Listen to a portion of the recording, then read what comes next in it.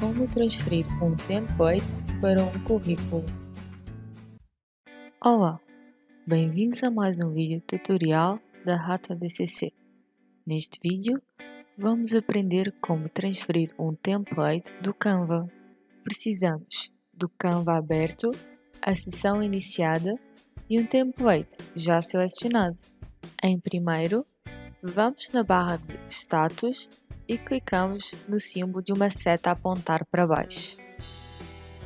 Em Tipos de ficheiros, podemos mudar o formato de como vamos guardar o template.